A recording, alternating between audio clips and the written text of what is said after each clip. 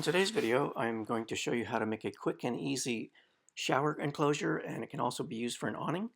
It's used with electrical conduit that slides right into the inside of the Unistrut crossbars that I put on my stock rack. So I ended up using a 10-foot piece of Unistrut that I cut in half because I wanted to extend the width of the rack that I had on my van because I want to be able to put two kayaks and the water tubes on each side of the car.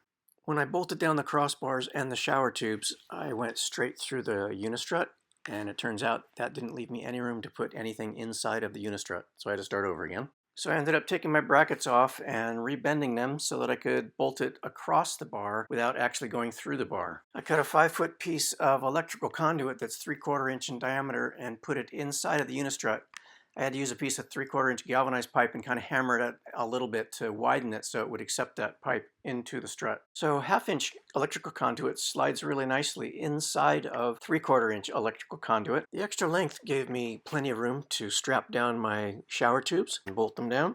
The next step is assembling the crossbar, and I used 1/2 inch copper tees and 1/2 inch copper pipe, which fits really snugly. You have to hammer it into the electrical conduit that's 1/2 inch, and it makes a really nice clean connection. Next, I wrapped the 1/2 inch conduit with some electrical tape, and then I also used some heat shrink tubing in order to make it a snug fit when it slid into the pipe. So my unistruts are 4 feet apart, and in order to make that crossbar longer, it's actually 7 feet wide.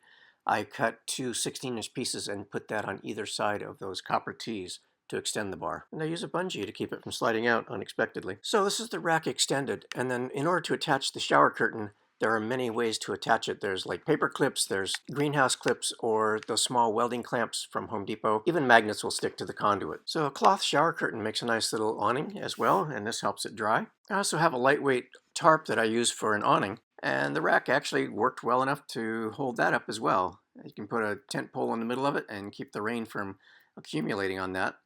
And again, I'm using those clips to attach it to the conduit. So the factory rack that comes from Toyota, the end connectors that actually bolt to the roof are made of plastic. This is what it looks like when you pull them off and look at the roof. And these are the measurements of where the holes are located. And if you look at my video on gutting the Sienna, you can see what it looks like on the inside. As always, thanks for watching my videos. And don't forget to check out my other YouTubes.